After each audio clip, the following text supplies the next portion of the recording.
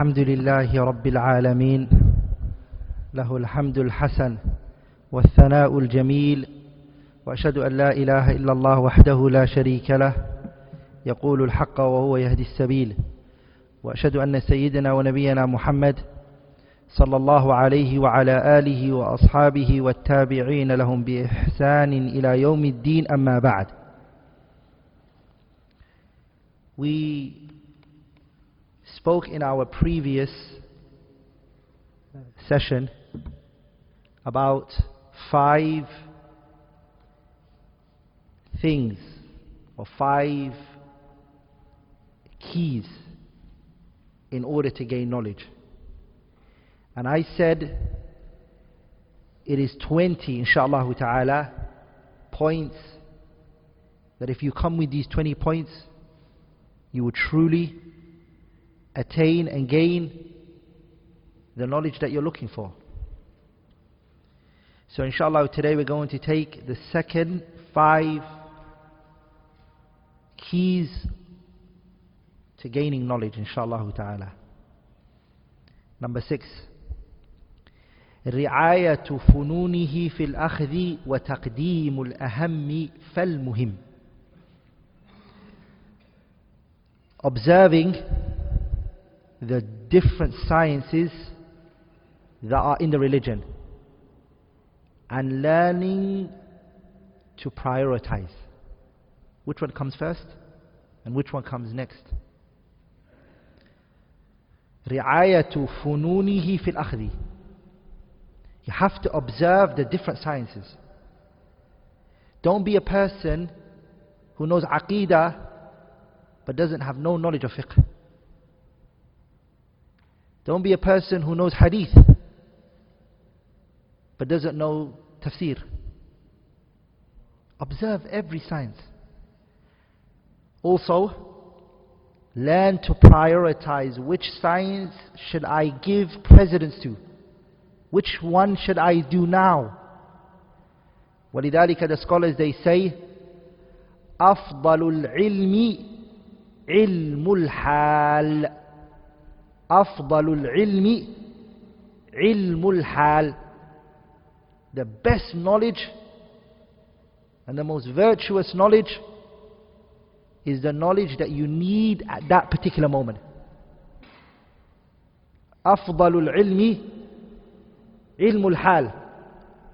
The best type of knowledge is the knowledge that you need that particular moment. There's no point you talking about things that don't come in your day-to-day life. You're most likely not going to see this situation. It doesn't in any way, shape or form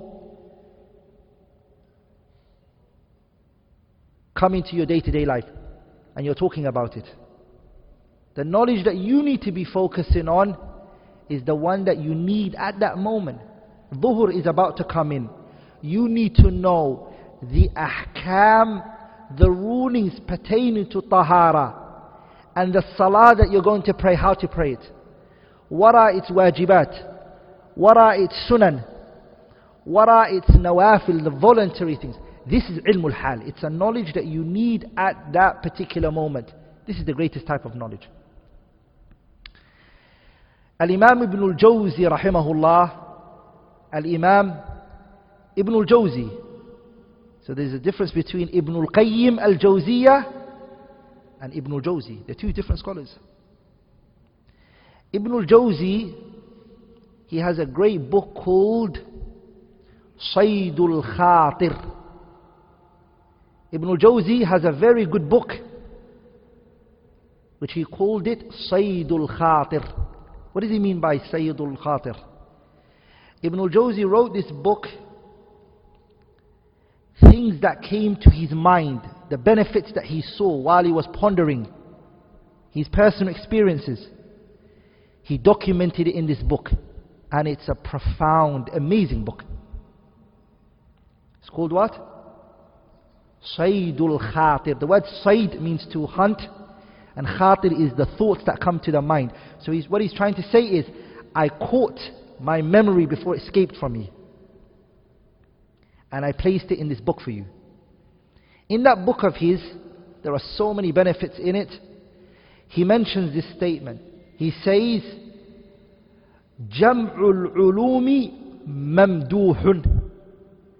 Jam'ul ulumi, to combine all of the sciences, is praiseworthy.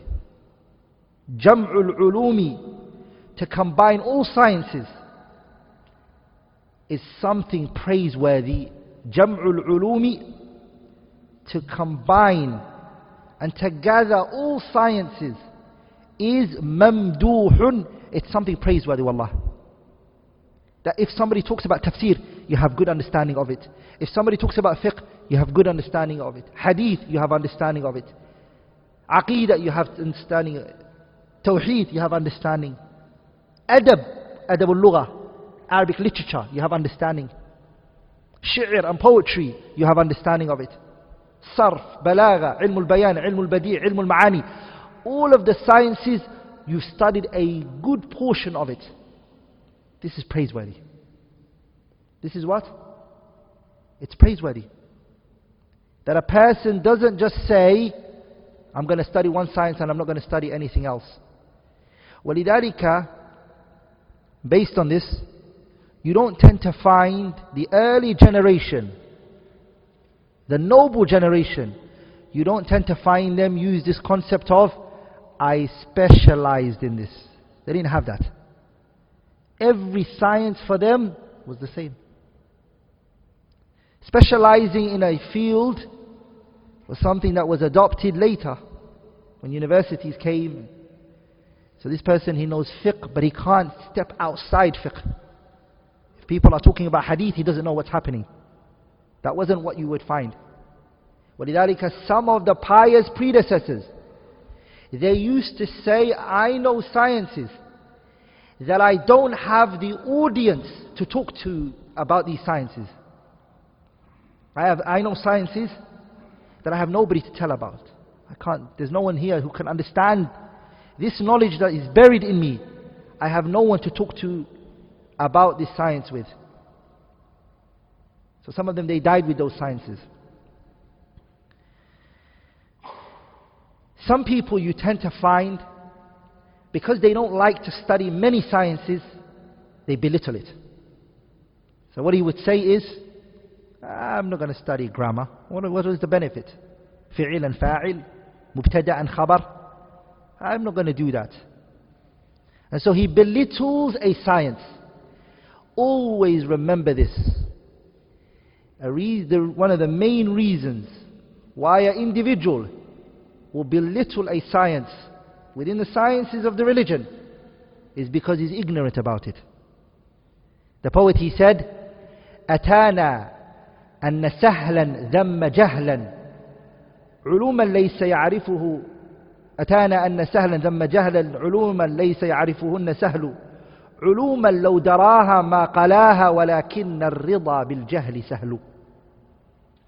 The poet, he said, أتانا, it has come to us, أن سهلا, this man Sahal, ذم جهلا, this man Sahal has belittled a particular science due to his ignorance.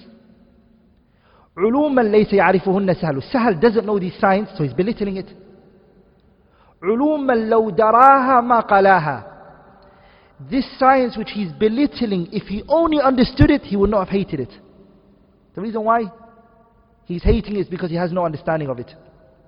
And then the poet says, وَلَكِنَّ الرِّضَى بِالْجَهْلِ سَهْلُ. And to be ignorant with something is very easy. To be ignorant and to not exert the effort and the hard work, it's something very easy, right? Because ignorance, brothers, it doesn't require movement. It requires you to be in a stationed position, right? Not move. And that's the easiest thing for the human. Like in gaining knowledge requires movement and working. So do not, as a student of knowledge, ever think to yourself that I'm only going to study this science and the rest, inshallah ta'ala, I will leave it for others. Give your heart and mind to every science. But all of the sciences are not going to seem the same for you. No doubt. You might like a particular science more than the others. You might like tafsir. And that might be a science that stands out for you. And you like to go more into tafsir than anything else. But that does not mean you're ignorant of the other sciences. You're not ignorant of the other sciences. You can hold a good conversation regarding those sciences. You can understand the terminologies of that particular science.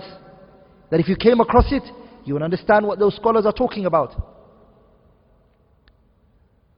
But this particular science of tafsir is the one that you love the most and your heart is inclined to. Mathalan, example. And so you went deep into this one. Here the question is, if we've just said that give all of the sciences importance and never belittle a science, should you do it all at once or should one do it separately? For example, should I take tafsir and hadith and fiqh all at one time, or should I separate it? Should I start the science of tafsir from the beginner's book, the foundation, until I reach the advanced book? I shouldn't go to any other science. Should I do that? Or should I start the beginner book of tafsir and the beginner book of hadith and the beginner book of fiqh all at the same time? Is that question clear? The scholars are of two methodologies. They are of two ways. One way is the way known by the scholars of Mauritania. They hold the opinion, the ulama of Shanqit, the Shanaqita, they don't believe that a person should do so many sciences at once. They believe he should separate it. Are you studying, finish hadith. Until you go to the last book of hadith, don't go to any other science. Have you finished the last book of hadith? Now start the other science. And then finish it to the last book. And then start the other science. To the last book. And then the other science. And do each one separately and independently. And they say, وَإِن تُرِدْ تَحْصِيلَ فَنٍّ تَمِّمَهُ وعن سواه قبل الانتهاء مه وفي ترادف العلوم المنع جاء إن توأمان استبقا لن يخرجا. They said وإن تريد تحصيل فن تممه. If you want to gain a science, finish that one first. Don't go to another science. Finish this one. وعن سواه قبل الانتهاء مه. Stay away from every other science whilst you're studying this one. Ignore it. Don't give it any consideration. Finish the tafsir that you're doing right now. Get to the end of it. And they use the example as if a mother is carrying twins, she has to give one birth and then the next one. Both of them can't come out at the same time, they say. And they say that the sciences are like that. You cannot let two sciences come out at you the same time. Each one should come out to you independently. That's what the view of the Shanaqita, that's what they hold. And that's what they say. Lakin, if you see as an individual in yourself that you have the malaka, the ability to be able to study many sciences at once, then do it. I don't know about this country. In school, do they do different classes one day? Do they do so many different sciences? So we're already trained to take so many sciences all at once. So I don't think it would be a problem for a person to study many sciences at once. But as I said, you make sure that you give importance in the sequence, the order that you're studying the sciences. The most important knowledge is what? أفضل العلم علم الحال. The most important type of knowledge is the one that you need at that particular moment. So the person needs Tawheed and Aqidah, and the person also needs fiqh al-ibadat, Tahara, Salah, Sawm, Zakah, Hajj. These are things that a person needs.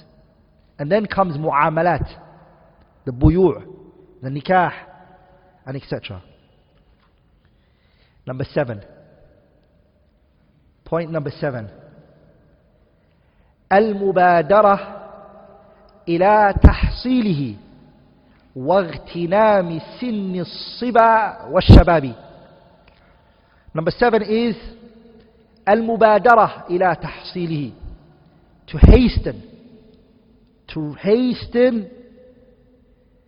إلى تحصيله, in gaining knowledge. Hasten. واغتنام, and to benefit from. سن الصبا, مرحلة الشباب, whilst you're a youth and you're young, benefit from that opportunity, that time. Whilst you're young, seize that opportunity and benefit from it. Hasten. There's going to come a time in your life that you no longer are able to memorize as you were able to when you were young. The poet, he said, ما لي إذا جذبتها صأيت أكبر علاني أنبيت ما لي وهل ينفع شيء ليت وهل ينفع شيئا ليت الشباب انبوع فاشتريت. He's speaking about himself. He went to a well and he threw his bucket inside the well and he was trying to get the bucket out, and then he goes, because he's grown old now. So he goes, and he's speaking to himself, and he said to himself, ما لي إذا جذبتها صأيت. Why is it that when I pull the rope, I go, why am I saying that? Because he remembers when he was young, and he used to pull the rope and the bucket with one hand. But now he's become what? He's now become old, fragile, weak. So he's unable to pull the rope and the bucket as he used to do when he was young. He says, Mali, why? Mali ida jadabtuha sa'aytu akibarun alani ambaytu. What is it that's on top of me, that's pushing me down? And then he speaks to himself and he says, laytu, I wish. Then he reminds himself, وَهَلْ يَنْفَعُ شَيْئًا لَيْتُ. Will laytu, I wish, benefit you? And then look what he said after that. He says, لَيْتَ الشَّبَابَ انْبُعَ فَاشْتَرِيتُ. I wish but that being young was something bought in the market. I can just buy it and I can become young again. I wish. This marhalatul shabab that you have, it will go and it will perish. If you don't benefit from it, it will go by you, and as they say, you will cry over spilt milk. There's nothing you could do about it. ولذلك Hassan al-Basri rahimahullah, he used to say, العلم في الصغر.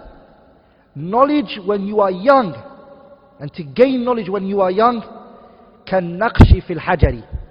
It's like carving into a rock.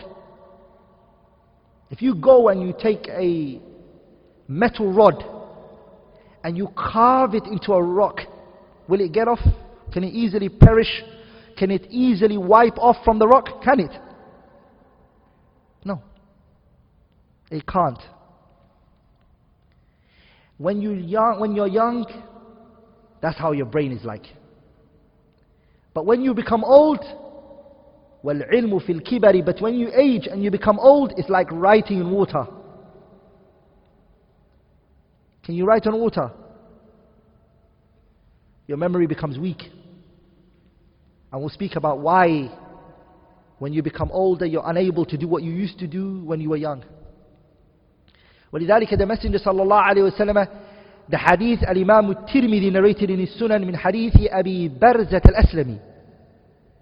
The Prophet صلى الله عليه وسلم, he said, لا تزول قدماء عبد يوم القيامة.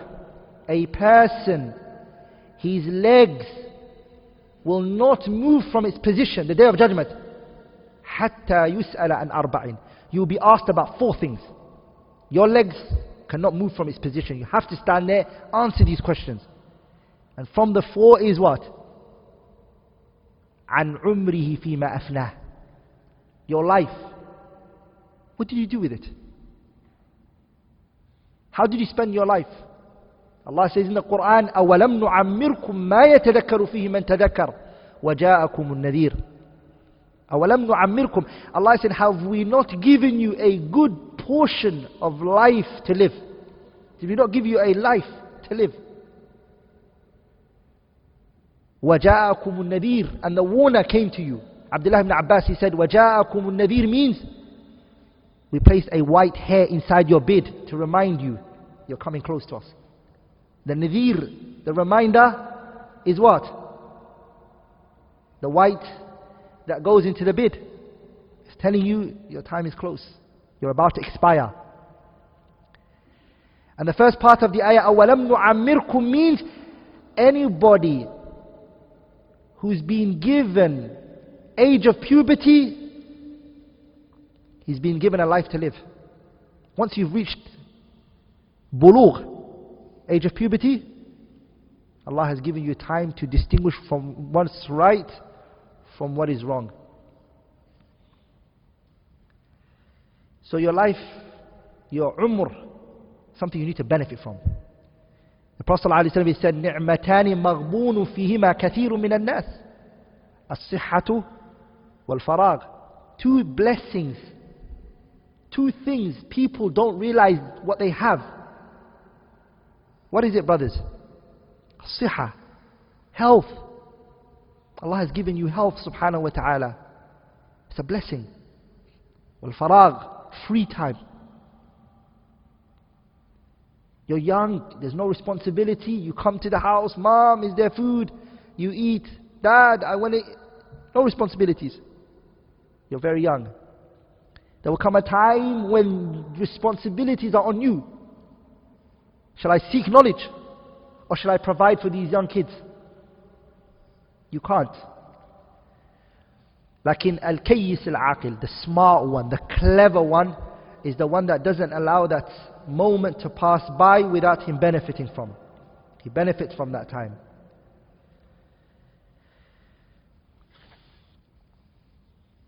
Now that we've spoken about seizing this opportunity when you're young and benefiting from it, do not think to yourself that if you grow old that you can't also seek knowledge. Some of you might think, oh subhanallah, this discussion wasn't me. Don't think to yourself that because you've aged, that seeking knowledge is not for you and it's impossible for you to seek knowledge. No, there are great scholars who started to seek knowledge at a later stage of their life. The great Shafi'i scholar, Al-Qaffal, he started to seek knowledge 40 onwards. When he reached 40, that's when he started to seek knowledge. And he became what? He became one of the great fuqaha of the madhab al-Shafi'i. 40 plus. Because knowledge can be sought. But when you age, there are factors that work against you. And there are 3 things. That when you age, it slows you down from gaining knowledge as you would have if you were young. The first one is كثرة الشواغل. There are many things that are preoccupying you. There are many things that are preoccupying you, that are busying you. Also, وَغَلَبَةُ الْقَوَاطِعِ. Second thing is, the things that are coming to disconnect you from knowledge is also great. Your desires is also there, and etc. And last but not least,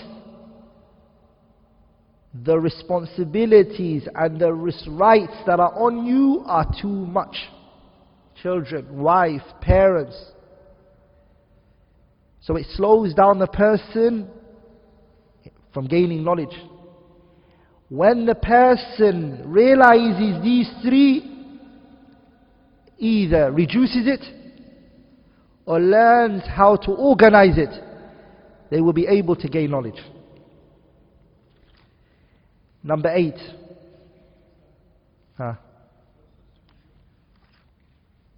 وَغَلَبَةُ الْقَوَاطِعِ. The things that are disconnecting you from knowledge are very high. The things that want to disconnect you from knowledge is very high. Number 8.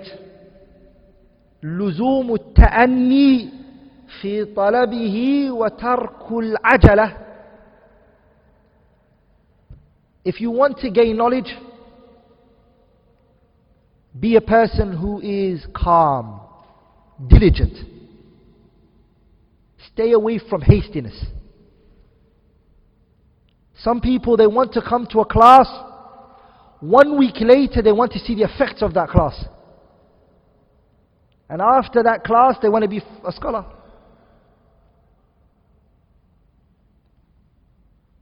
This is a problem. I personally call that microwave knowledge. Microwave knowledge, why? Because microwave, you just put the food inside the microwave, 30 seconds, ding, you take it out, that's it, you can eat it. Some people, they want to take knowledge like that. They want to come to a class, 3 sessions, 4 sessions, maybe 1 year, and they want to be a scholar. And sometimes the blame can shift to how some of the courses are marketed and promoted. It's promoted in a way where the person thinks that after a year he's going to specialize in the Arabic language. A year? Specialize in the Arabic language? You'll just scrape the surface. That's what's going to happen. Knowledge is bahrun la sahila lahu. But knowledge is an ocean, has no shore. It's never going to finish. So the person needs to understand, don't be hasty. Slowly. The poet, he said, اطلب ولا تضجر من مطلب فآفة الطالب أن يضجر أما ترى الماء بتكراره في الصخرة الصماء قد أثرا. اطلب, go and seek knowledge. ولا تضجر من مطلب, and don't give up. فآفة الطالب أن يضجر. One of the greatest harm for a student of knowledge is after a week or two, or maybe a year or two, he gives up and he says, I don't think seeking knowledge is for me. I just want to be a 9-to-5 employee, I want to work. Seeking Islamic knowledge is not for me. أما ترى الماء, do you not see the water? With continuation and consistency, it can pierce through a rock. أما ترى الماء بتكراره في الصخرة الصماء قد أثر. You see water, over a period of time, it's going to affect a rock that's stronger than it. How did it do it? Consistency, continuation, not giving up. Al-Imam al-Nawawi rahimahullah, Al-Imam al-Nawawi in the madhab al-Shafi'i is the eyes and the ears within the Shafi'i madhab. ولذلك the scholars, they say, if Al-Imam al-Rafi'i and Nawawi agree on something, this is the madhab al-Shafi'i.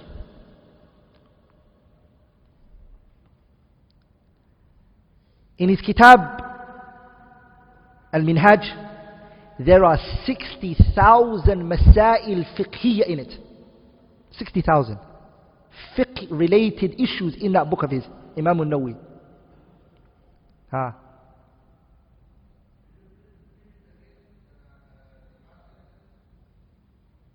Do I have?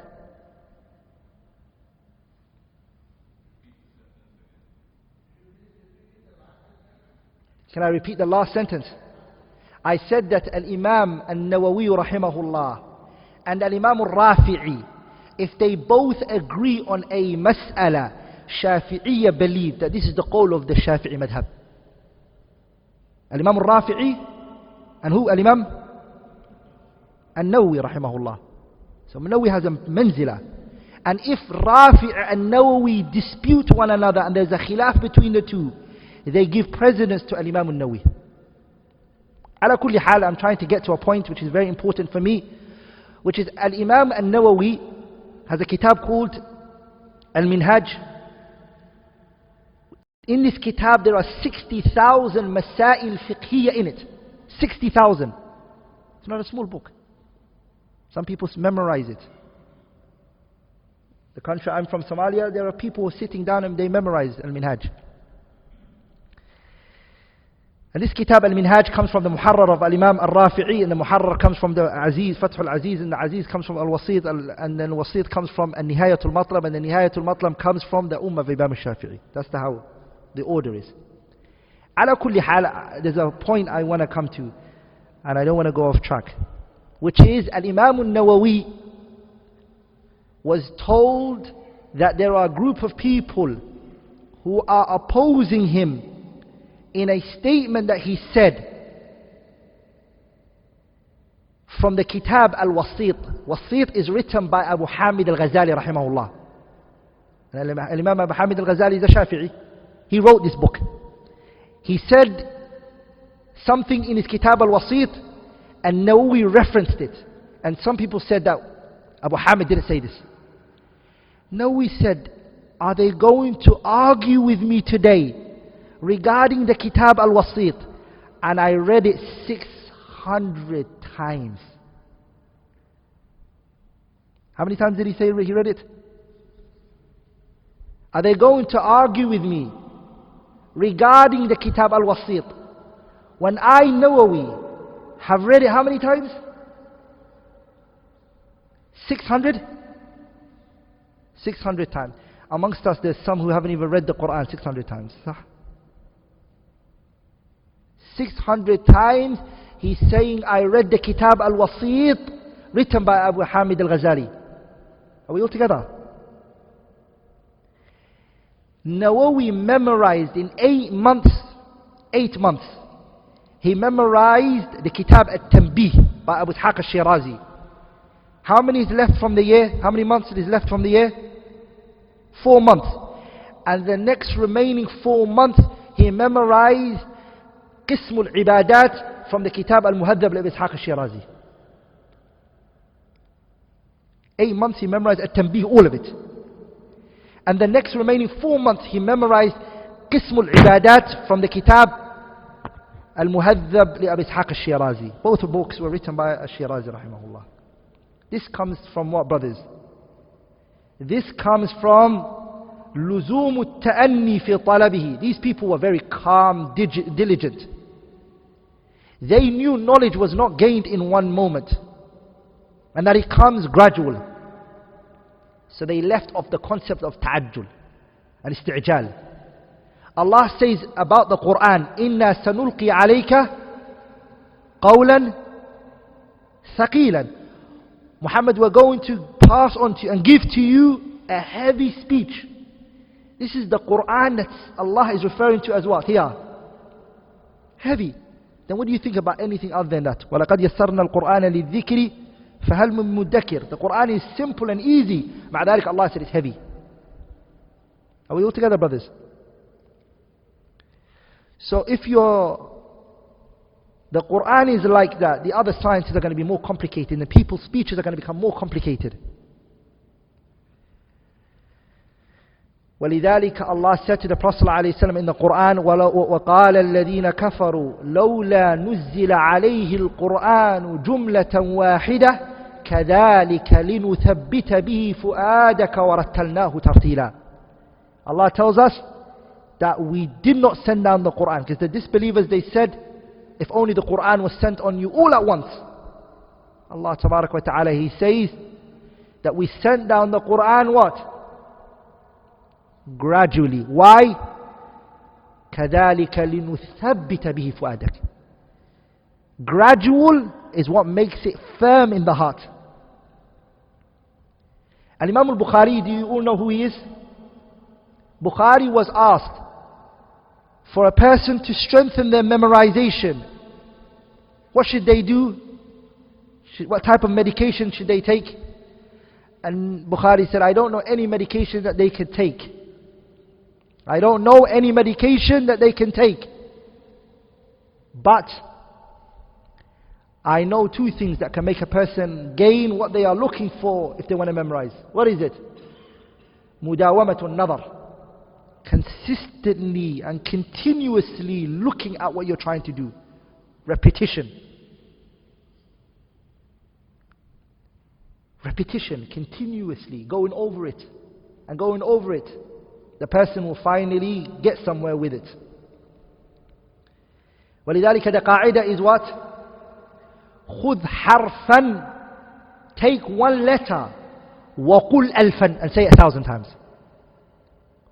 Memorize this quote. خُذْ حَرْفًا. Take one letter. وَقُلْ أَلْفًا. Say it 1,000 times. This is not a race. The Quran, just take one ayah a day and memorize it. If you can't do too much, just one ayah.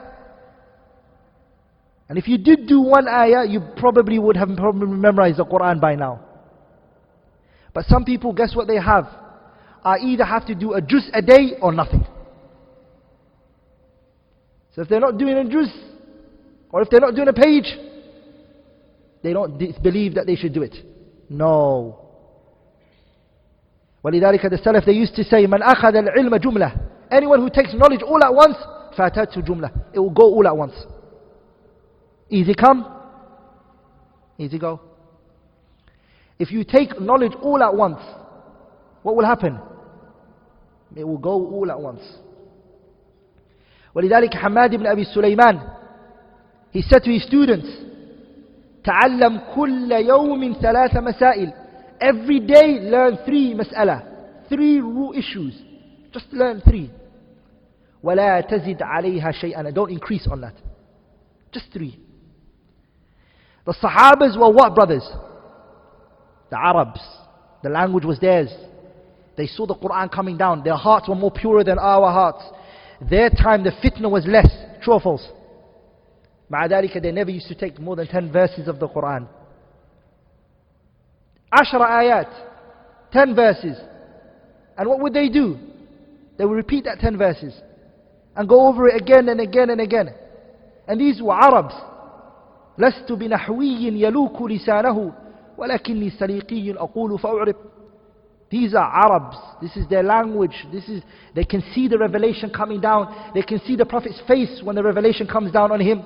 Their hearts are more cleaner than us. They're more fearing of Allah Azza wa Jal. Even then they wouldn't take too much. They will take small amount. So what some people try to do is, they want to take all knowledge at once. ولذلك there's a famous Arabic statement which is طعام الكبير صم الصغار أما طعم الكبار صم الصغار. The food that the elders eat is poisonous for who? For the newborn. You like eating McDonald's or KFC. Like a newborn, can he have it?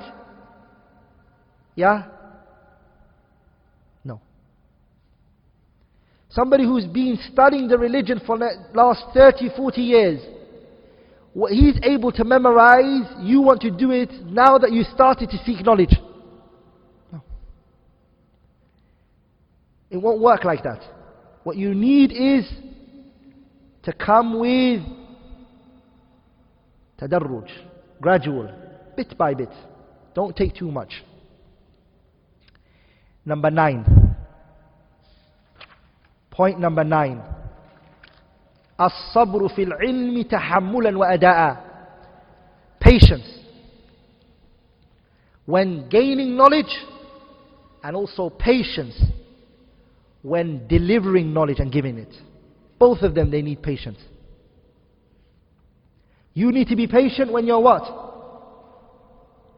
When you're taking on knowledge. You need to be very patient. And you also need to be patient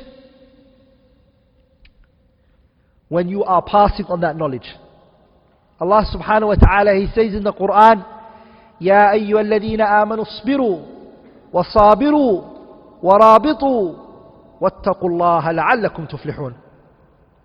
Allah says subhanahu wa ta'ala, يَا أَيُّهَا الَّذِينَ آمَنُوا, those of you who believe, اصْبِرُوا. Come with what? Perseverance. يَا أَيُّهَا الَّذِينَ آمَنُوا اصْبِرُوا وَصَابِرُوا. Come with endurance. وَرَابِطُوا. Remain steadfast. وَاتَّقُوا اللَّهَ, and be pious of Allah. I'm fearful of Allah. Abdul ibn Baz rahimahullah, a man came up to him one time and he said to him, I've been given da'wah for so long, I can't do it anymore. I'm tired. And he cried in front of the Shaykh.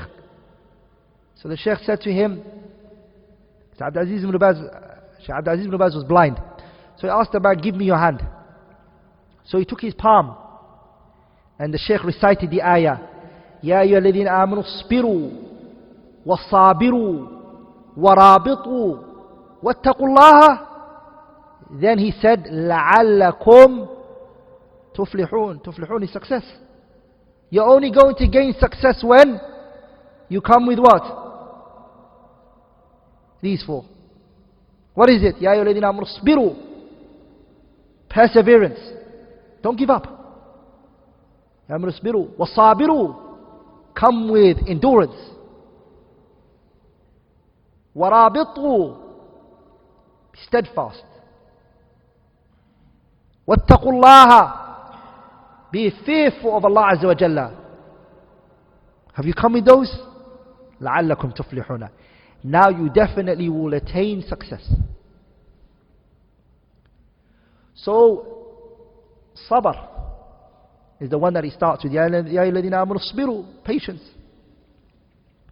When you're gaining knowledge, it requires patience from you. And it also requires patience from you when you are giving it and you're delivering it. This ayah, وَاصْبِرْ نَفْسَكَ مَعَ الَّذِينَ يَدْعُونَ رَبَّهُمْ بِالْغَدَاةِ وَالْعَشِيِّ يُرِيدُونَ وَجْهَهُ. This ayah, وَاصْبِرْ نَفْسَكَ, Muhammad sallallahu alayhi wa sallam, be patient. With who? مَعَ الَّذِينَ, the ones who are calling onto their Lord, Allah Azza wa Jalla, in the evening and in the morning and the afternoon, they are calling onto their Lord. Be patient with those people. Yahya ibn Abi Kathir, he said what Allah is telling the messenger to be patient with is talking about the gatherings where knowledge and fiqh is being given. Majalisul fiqh. Be patient in those gatherings. That's what the ayah is talking about, he said. Wasbir here means be patient in what? Majalisul fiqh. The gatherings where knowledge is being given and the understanding of the sharia is being given.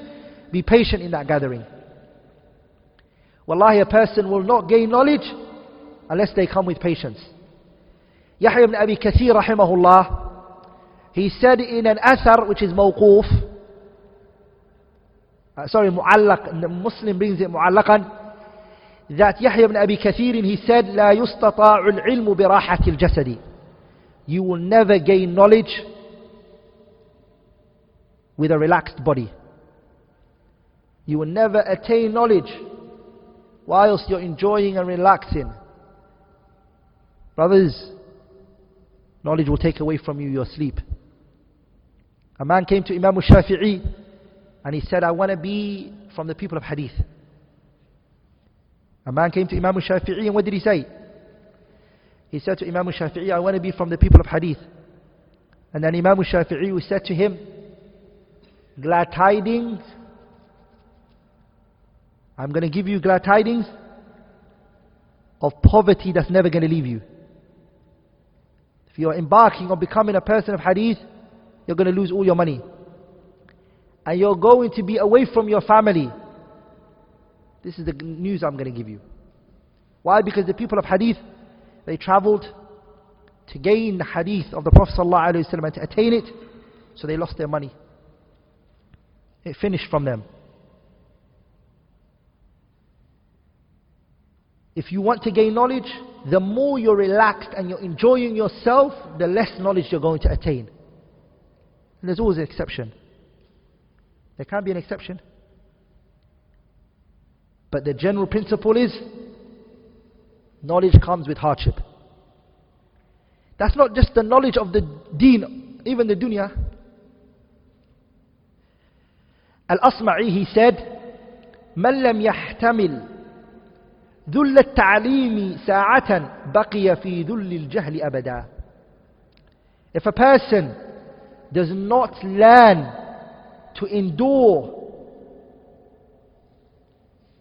if a person doesn't learn to endure the hardship in gaining knowledge, if a person doesn't endure, doesn't learn how to endure this pain, for a period of time, you will be forced to endure the humiliation of ignorance for the rest of your life.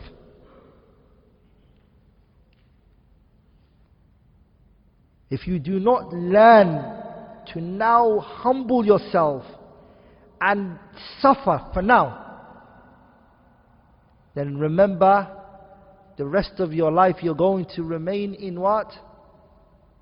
The bitterness and the evilness of ignorance is going to be with you for the rest of your life.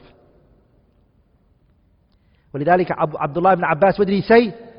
He said, ذَلَّلْتُ طَالِبًا. When I used to seek knowledge, I was humiliated. فَعَزَزْتُ مَطْلُوبًا. But now that I've gained knowledge, I'm honorable. صح? When you're beginning and you're seeking knowledge and you're at that starting moment, the teacher will say to you, I can't teach you today, go back. You travel 2-3 days. You came from another country. He'll say to you, I don't have time for you, leave me alone. No one's taking you serious. You're suffering, you're going through hardship. Lakin when you learn and you gain knowledge, what do you become? Honorable. Allah honors you subhanahu wa ta'ala, because Allah said in the Quran, يَرْفَعِ اللَّهُ الَّذِينَ آمَنُوا مِنْكُمْ. Allah raised the believers from amongst you. وَالَّذِينَ أُوتُوا الْعِلْمَ دَرَجَاتٍ. And Allah raised the people of knowledge even more. The believers are raised, but within the believers, the scholars are raised what? They are raised even more. So the person needs to teach himself patience and endurance. Patience in two things. What did I say? Patience in what?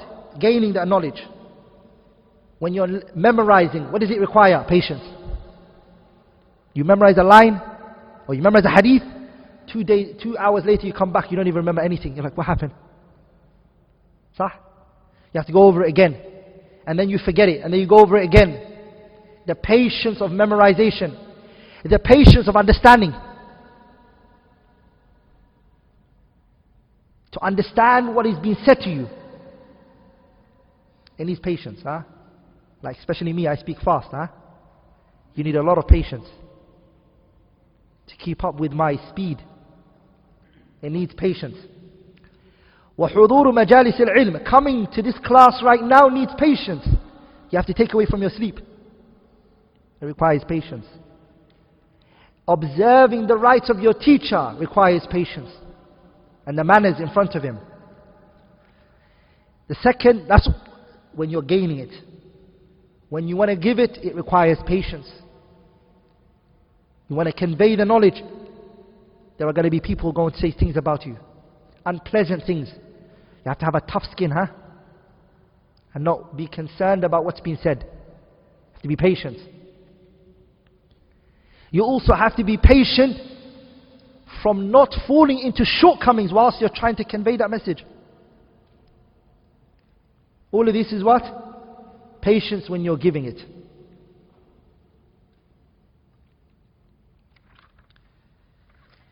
Last but not least, ملازمة آداب العلم. Coming with the manners of knowledge. Having etiquette and manners.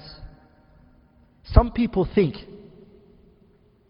and they assume that you can gain knowledge without having good manners. Let's look at what the pious predecessors said and how they saw it. The poet, he said, لَيْسَ الْيَتِيمُ مَنْ مَاتَ وَالِدُهُ. He's not an orphan, the one who loses his mum and dad. He's not the orphan. Who is an orphan? إِنَّ الْيَتِيمَ يَتِيمُ الْعِلْمِ وَالْأَدَبِ. It's the one who loses his knowledge and manners. Instead of mum and dad, if you don't have knowledge and if you don't have manners, you're an orphan. That's a true orphan that you should feel sorry for. He has no knowledge and he doesn't have manners. Has no akhlaq. ولذلك Allah subhanahu wa ta'ala, He praised the Messenger sallallahu alayhi wa sallam's manners. He said about him, وَإِنَّكَ لَعَلَى خُلُقٍ عَظِيمٍ. Muhammad, you are of great manners. His manners was, sallallahu alayhi wa sallam, was of great caliber and high level, sallallahu alayhi wa sallam. A person who wants to gain knowledge has to have manners. He has to have akhlaq. Yusuf ibn al-Husayn rahimahullah, he says, and please, as a student of knowledge, keep this with you. Yusuf ibn al-Husayn, he said, bil adab, with manners, tafhamul ilma, you will understand knowledge. Allahu Akbar. With good manners, you will understand knowledge. When you have good manners, you will understand knowledge.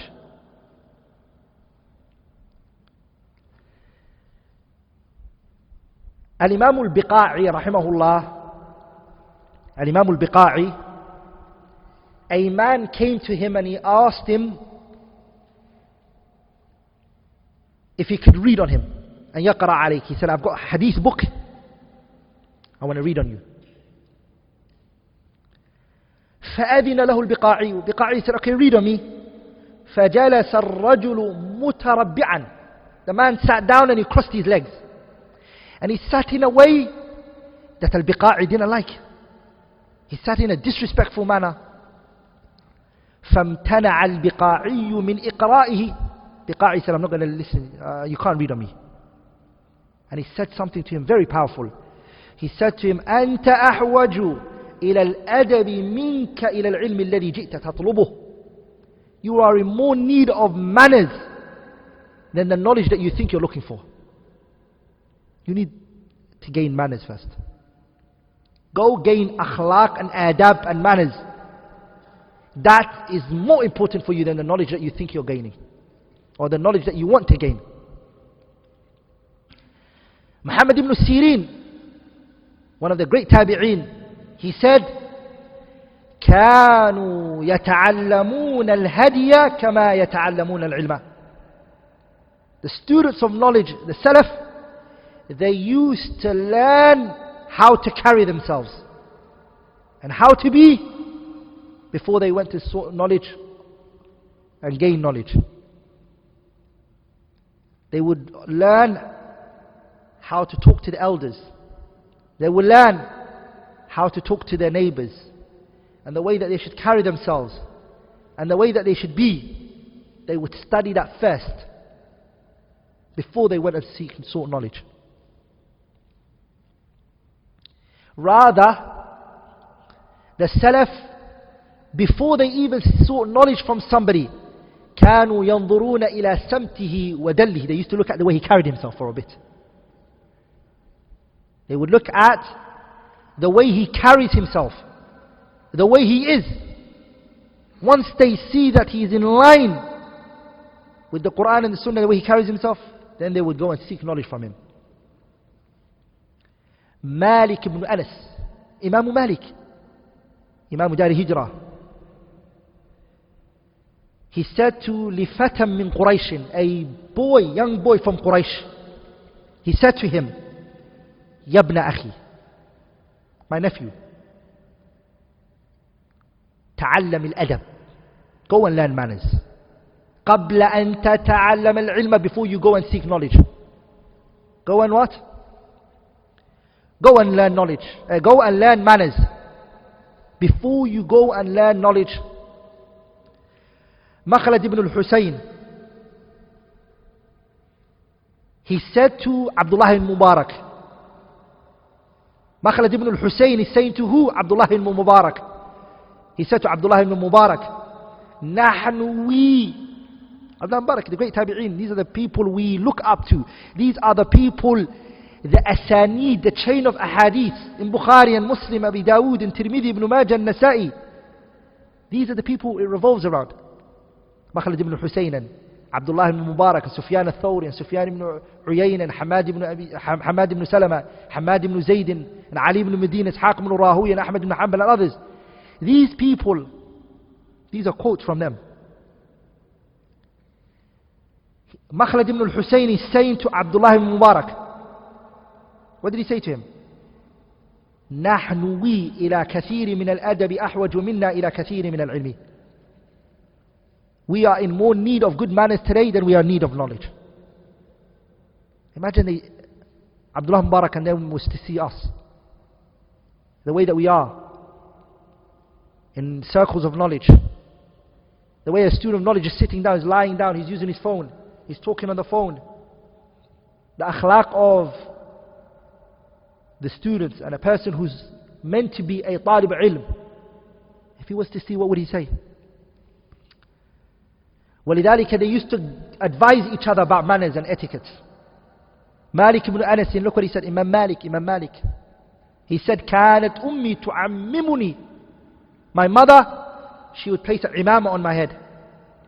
وتقول لي, and she would say to me, اذهب إلى ربيعة. Rabi'ah here is who? Rabi'ah ibn AbdulRahman, Rabi'ah al-Ra'i. He is what? فقيه من أهل المدينة, the fuqaha of Medina.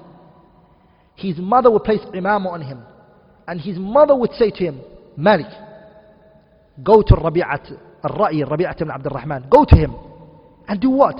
فَتَعَلَّمْ مِنْ أَدَبِهِ, go and learn from his manners. قَبْلَ عِلْمِهِ, before you start seeking the knowledge that he has. Just watch him, how he walks, how he talks, how he moves his body. Just look at that. They said that Imam Ahmad, 30,000 people used to come to his gathering. And Imam Ahmad, 20,000 would only come to just watch how he carried himself, and 10,000 would come to take knowledge from him. The other 20,000, they just wanted to see how Imam Ahmad was,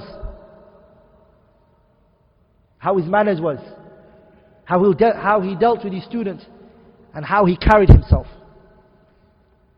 These people's manners were so high, and their etiquette was so high, that even when they were narrate a hadith, and at that time there weren't microphones didn't exist.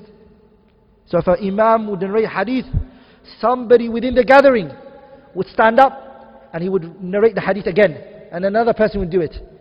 30,000 is a lot of people, right? So it would take time for it to come back to Ahmad ibn Hanbal to narrate the second hadith. In the meantime, Ahmad would be doing his dhikr, his tasbih and tahmeed and tahleel, dhikr, so his tongue does not become dry from what? The remembrance of Allah. These became lost when the people didn't take knowledge from the people of knowledge. When people started to take knowledge from the internet, and they started taking from Google and books, the manners became corrupted. Because the manners is taken from those people, the people of knowledge. Some of the ulama that I saw, they didn't have to quote, nor did they have to read hadith. Wallahi, by seeing them, my iman increased.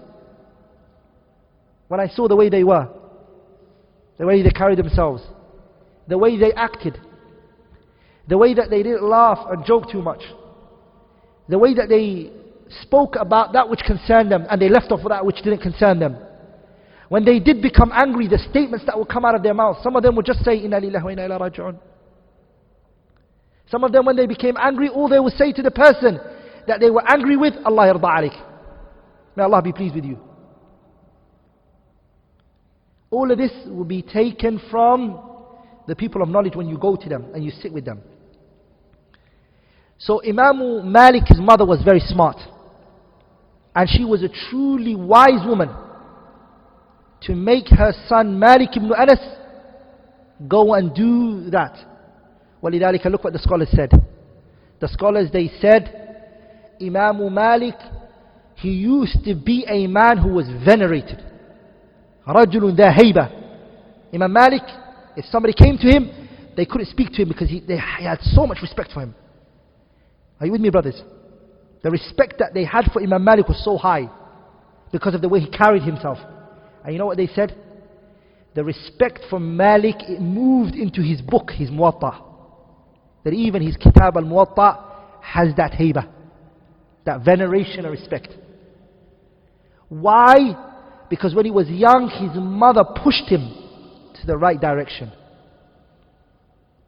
Manners and etiquettes. The last quote that I'm going to mention is Al-Layth ibn Sa'ad. Layth ibn Sa'ad, and Imam Ahmad said, Afqahu Layth ibn Sa'ad is more of a faqih than Malik ibn Anas. Layth ibn Sa'ad was in Egypt, and it was at the time of Imam Malik. But the only problem, he said, Imam Ahmad, was that Layth ibn Sa'ad did not have students like Malik did have students. That's the only why the madhab of Layth ibn Sa'ad didn't spread. Whereas he's more of a faqih than Malik ibn Anas. I just want to show you the weight of Layth ibn Sa'ad. Are you with me, brothers? Layth ibn Sa'ad, one day he saw Ashabul Hadith, the people of Hadith. And he saw them sitting and doing things he did not like. فقال, he said, ما هذا, what is this that you guys are doing? أنتم إلى يسير من الأدب أحوج منكم إلى كثير من العلم. What are you guys doing? Wallahi, you are in more need of what? Small manners is what you guys are in need of than the large amount of knowledge that you're trying to attain. Allahu Akbar. This is that time, Imam Malik's time and Layth ibn Sa'ad's time. What will the situation be? What will Layth ibn Sa'ad say if he was to see طُلَّابُ هَذَا الْعَصْرِ, the students of knowledge of this time, the way they talk, the way they act, the way they gossip, the backbiting, the slandering, the name calling? What would he say? These points that I'm mentioning, brothers, are the keys to gaining knowledge. And if you miss one of them, you know why you're not gaining knowledge. Anything which I have said that was wrong or incorrect is from me as shaitan, and Allah and His Messenger are free from it. Subhanak Allahumma bihamdik, ashhadu an la ilaha illallah, astaghfiruka wa atubu ilayh. Any questions?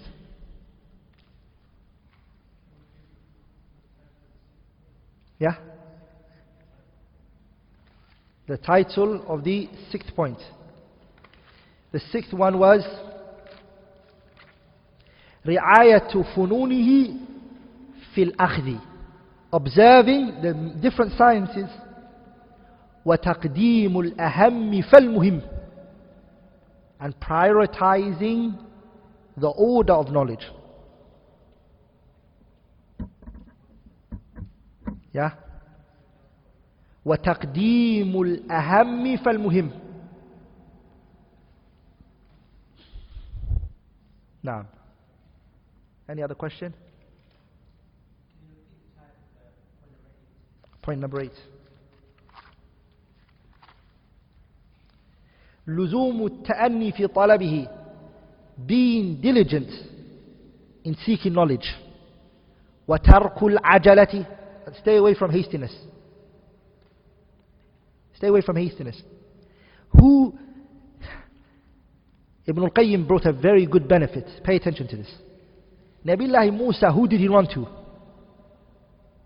When Allah says, وَمَا أَعْجَلَكَ عَنْ قَوْمِكَ يَا مُوسَى قَالَ هُمْ أُولَٰئِ عَلَىٰ أَثَرِي وَعَجِلْتُ إِلَيْكَ رَبِّي لِتَرْضَى, right? Oh Allah, I hastened so you can be pleased with me, right? Are you with me, brothers? Who did Nabiullah Musa hasten to? Allah, right? But what did he leave behind? His people who he didn't fully give them what? The tarbiyah and the nurturing. So he hastened to Allah. That's Allah. Allah said to him, why did you hasten for? Why did you hasten for? Because the hastiness of Musa had an effect that his people were not nurtured. Are you with me, brothers? That's hastening to Allah Azza wa Jal. Who wouldn't want to hasten to Allah Azza wa Jal? Imagine you're hastening for that which is... Are you with me, brothers? Hastiness is not good. Hastiness is not a good thing. وَلِذَلِكَ, brothers, some issues, you might be reading it, and 5 years or 10 years or 15 years into your life, you realize, Allah, that's what it meant. Now it makes sense. 10 years. Are you with me, brothers? So don't be hasty in seeing the fruits and outcome of knowledge straight away.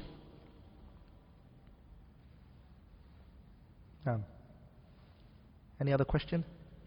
تفضل. ليس اليتيم من مات والده إن اليتيم يتيم العلم والأدب.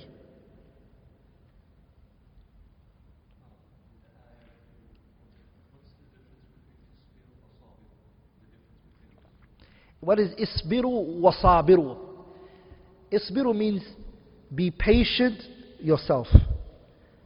Wasabiru is be patient and also call others to be patient. That's one qawl. That's one qawl. The other view is isbiru means be patient, come with patience and do something. Wasabiru means be patient and also endure the pain. Accept the pain that comes with it. Patience has maratib, right? Sometimes you're patient in something and you're doing it, but you're not necessarily pleased with it. Sometimes you're what? Oh, you love it. You're enjoying the pain. What did Ibn al-Jawzi say? He said, وَمَنْ تَكُلُ الْعِلْيَا هِمَّةَ نَفْسِهِ فَكُلُّ الَّذِي يَلْقَى فِيهِ مُحَبَّبُ. When the person has high aspiration and he wants to gain a high level in something, every hardship that comes on the way, فَكُلُّ الَّذِي يَلْقَى فِيهِ مُحَبَّبُ. Everything that comes his way that's painful, he enjoys it. Are you with me, brothers?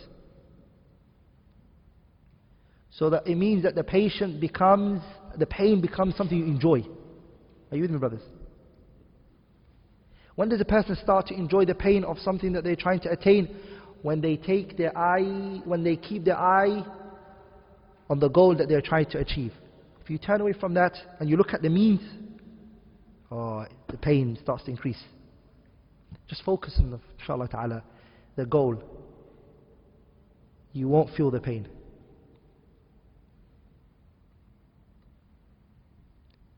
Any other question?